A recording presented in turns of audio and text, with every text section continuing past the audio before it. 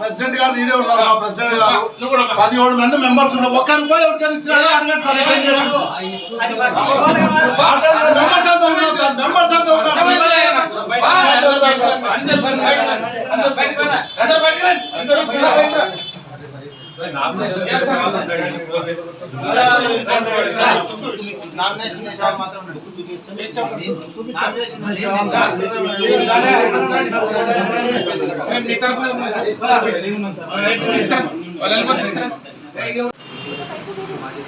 Sir రాసిస్తాడు బుక్లని hand over ఒక వారం పట్టి ఉంటుంది. రాసిస్తే ఇచ్చేస్తాం సార్. ఎస్హెచ్ రిపోర్ట్ మీద కానీ పోతుంది రిపోర్ట్ ఈఎస్ నుంచి ఎస్హెచ్ రిపోర్ట్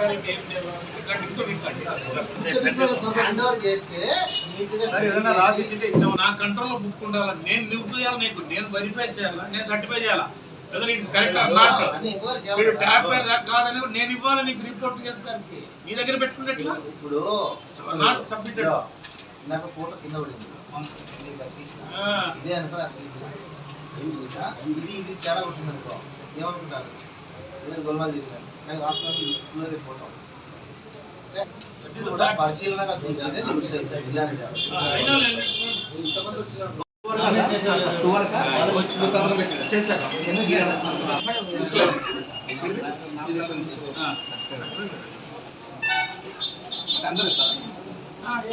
మెంబర్స్ ఎవరైతే ఉన్నారో అందరూ వేస్తారు. దీంట్లో 5 మంది డైరెక్ట్లీ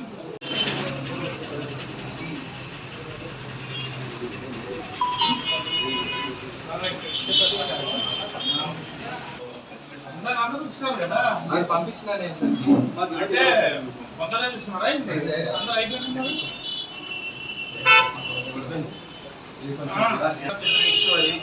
వాళ్ళు క్లియర్ ఎవరు తీసుకోవడానికి ఫార్మ్స్ ఉందా వాళ్ళకి సంబంధించిన ఎఫ్ఐఆర్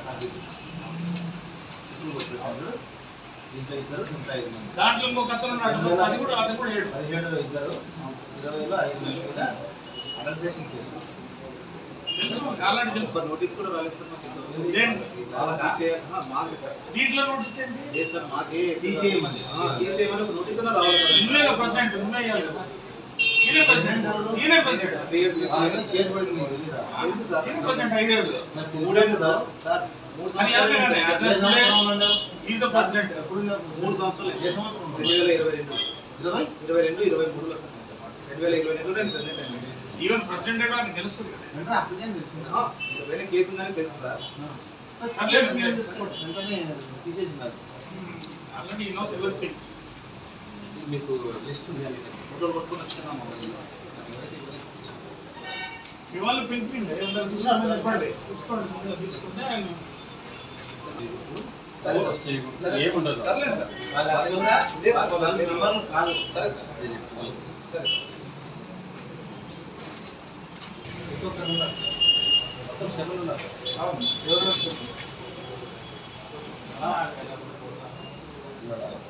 శివరాజ్ గౌడ్ ఉన్నాడు, విశ్వనాథ్ గౌడ్ ఉన్నాడు, రామ్మోహన్ గౌడ్ ఉన్నాడు, శ్రీనివాస్ ఉన్నాడు, గోపాల్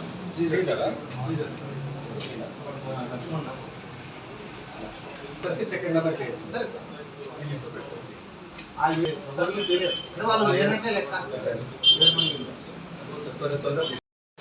పారిశ్రామిక సహకార సంఘం యొక్క ఎన్నికలు నామినేషన్ 21వ తేదీన జరుగుతుందని కోఆపరేటివ్ ఇన్స్పెక్టర్ గారు మాకు చెప్పారు.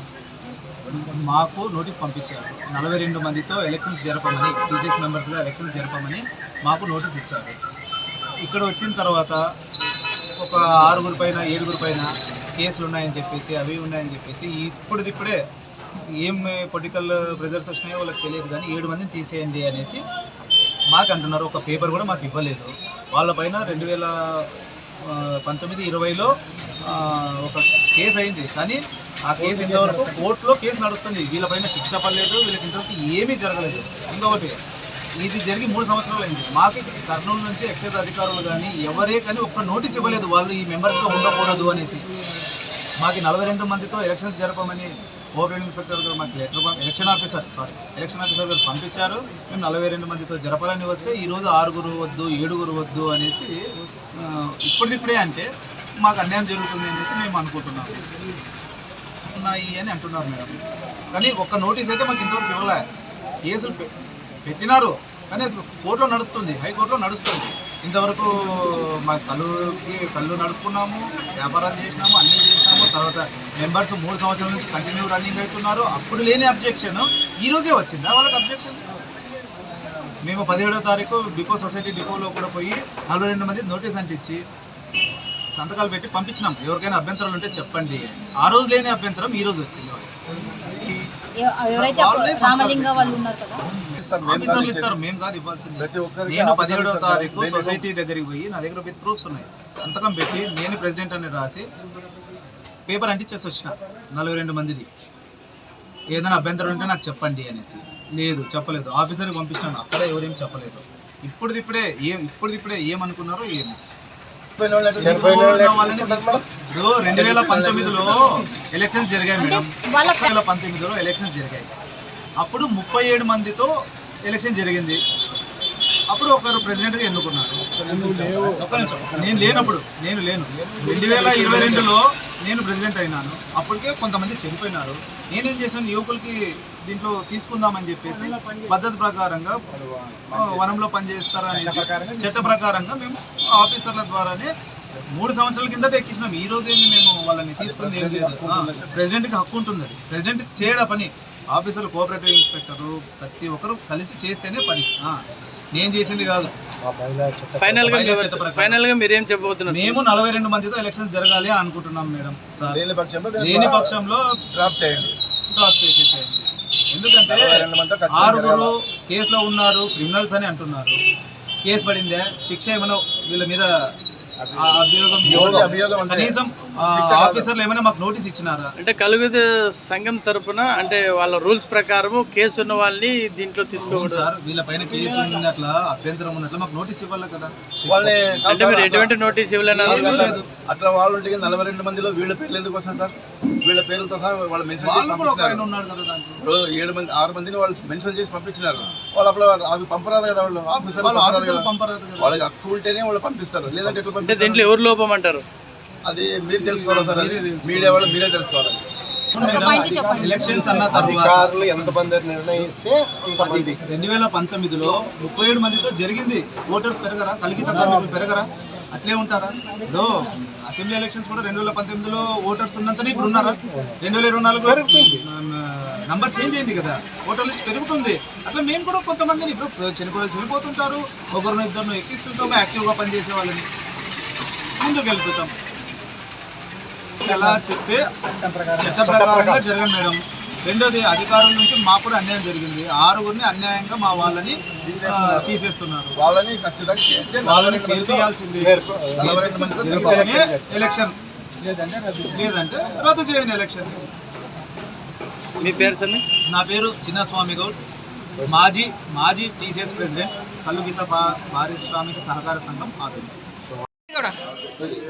అయ్యా, నేను ఆధునిక కల్లుగీత కార్మిక సంఘంలో 40 సంవత్సరాల నుంచి పనిచేస్తున్నాను. ఈ 5 ఏళ్ల పరిపాలనలో చిన్నస్వామి ప్రెసిడెంట్గా ఉన్నాడు. ఈయన పరిపాలనలో గీతా కార్మికులైన 17 మందికి ₹1 కూడా ఇవ్వలేదు. సంఘ సభ్యులుగా ఉన్న వ్యక్తుల పర్మిషన్ లేకున్నట్ల కొత్తగా 10 మంది సభ్యుల్ని జాయిన్ చేసుకున్నాడు. క్రిమినల్ కేసుల్లో ఉన్న వాళ్ళను 7 మందిని అక్రమంగా ఆయన కోఆపరేటివ్ ఇన్స్పెక్టర్ని అడ్జస్ట్ చేసుకొని ఆయనకు ₹3,50,000 చెల్లించి అక్రమంగా సభ్యత్వం పొందినారు. ఇప్పుడు ప్రజెంట్ కొత్తగా 15 మంది.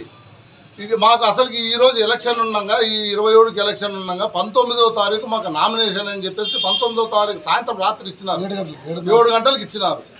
ఇది అసలుకి మేము ఏమనుకున్నాం, ఎలక్షన్ 27 అంటే మాకు నోటీసులు 10వ తారీఖు 15వ తారీఖు వస్తాను.